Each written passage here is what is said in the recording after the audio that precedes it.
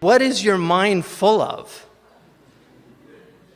Because one of the most interesting things about the modern concept of mindfulness, it's actually what we would call dhikrun nafs. Like you're doing remembrance of yourself. So where does this term come from? I got interested in just, where did this all come from? Well, it came from Buddhism. Because the Buddha, who I actually wrote an article in a book on Buddhism and Islam. A lot of people don't know this, but the Afghanis were actually great Buddhists. And Afghanistan was one of the major Buddhist centers in the pre-modern world. And they became Muslim very quickly. In fact, the great shrine keepers, who are known as the Barmekids, Barmak was not a family, it was actually a clan that kept the Buddhist shrine in Afghanistan. So the Baramika were actually Buddhists that converted to Islam, and then they actually helped bring all of their administrative knowledge into the Abbasid Empire. So I think it's very interesting that so many Buddhists became Muslim. And I was struck by the fact that one of the great heresiologists and Ash'ari scholars, in a book I was reading, he actually had the Buddhists as a section in sects, what they call milal and nihal, which is religions and sects. So he had the section on Buddha, and he said, if what the Buddhists say is true about this man, he must be al-KHIDR, which really struck me. And so then I started researching all of what Muslims have said about al-KHIDR, and the parallels between al-KHIDR and Buddha are amazing. So I wrote this article called Buddha in the Quran, ? And it was actually translated into Arabic by the Ministry of Awqaf in Morocco because the minister was very struck by the argument. Because al-KHIDR, according to our tradition, was actually a prince who escapes from the palace and goes on this journey in search of knowledge and then has ilm ladunni. It's not revelation, it's a type of enlightenment that happens. So the Buddha talked about mindfulness, and he actually has a very famous, it's called Sati Pathana, which is a lecture that he gave on mindfulness. So then I wanted to know, well, what was the word that they translated from mindfulness? And it's a Pali word, which is the original language of Buddha. And in fact, Dr. Cleary argues that in the earliest Buddhist manuscript, which is called the Dhammapada, that the Buddha actually predicted the coming of the Prophet Muhammad sallallahu alaihi wasallam. So it's very interesting that the word is called sati. So I looked up sati, Pali, what did it originally mean? I want to know what it originally meant. And it meant remembrance of the sacred scriptures. So it actually literally means remembrance. So it's dhikr. So mindfulness that's been translated into English from sati is really dhikr. So then it becomes, what are you doing dhikr of? That's the question. Now, we live in an age of immense distractions. Arguably, this is the most distracted age in human history. Now, what does distraction mean?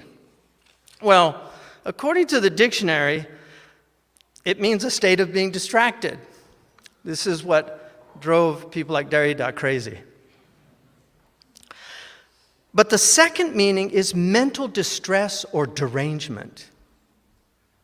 Mental distress or derangement. Thank you, that helps. Mental distress or derangement. Now, isn't it interesting that we're living in one of the most mentally deranged times in human history, where people no longer even know what they are? They've forgotten God. They think that this is all meaningless. And they're completely distracted. So what are they distracted from, and who's distracting them? One of the problems with distraction is, if you're looking for it, there's plenty of people that will help you find it. And so there are all these merchants out there that are trying to advert, turn your attention toward That's what advert means, to turn towards. So an advertisement is to entice you and to get your attention. Now, social media was designed to keep you on it. They don't call it surfing the web for nothing. First of all, a web, what do you do with a web? A spider knows what you do with a web. You capture flies, you liquidate their innards, and then you suck the life out of them, and then there's just a shell lying there on the web. Right? What's a net? Like internet? What's a net for? A net's for catching things. Right? So, now, as somebody who actually surfed in my younger days, one of the really interesting things about surfing is you're just trying to stay on. The wave has you. You're not controlling the wave. The wave is controlling you. You're just trying to stay afloat. And so surfing the web, you're just moving, and it's taking you. So distraction creates mental distress. The third meaning in the dictionary is that which divides attention. The word in English, decide, to decide something, comes from a word which means to cut off. Decidere. Why would decide mean to cut off? Because what you decide cuts off everything else. Once you've made your decision, you're cutting off other things. And you've made your decision. And so, people have to make decisions, like where do you spend your time? What do you give your time to? Now, the word in Arabic for distraction is ilha, ilha'un, which means to pull somebody into lahu, to bring them into entertainment, which in the dictionary is the pleasurable occupation of the mind. So who's occupying your mind?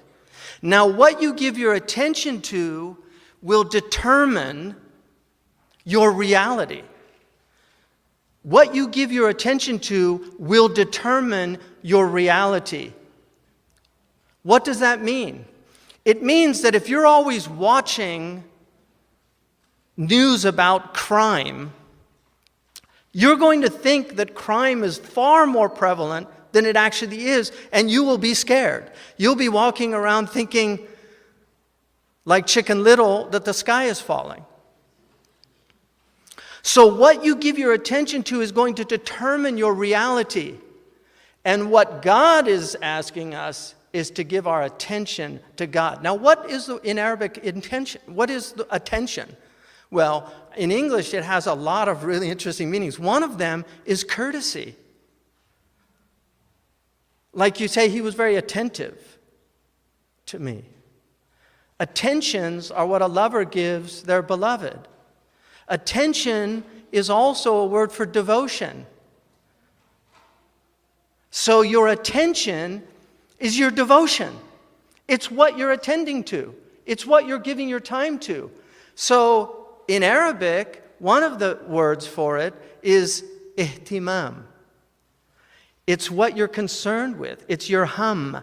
It's what preoccupies your mind. It's what your mind is full of. And so the Prophet ﷺ said, "Man ja'ala humumuhu hamman wahidan, kafallahu lahu sa'ir al-humum." Whoever makes his concerns, in other words, gives his attention to one thing, Allah will take care of all of his other concerns.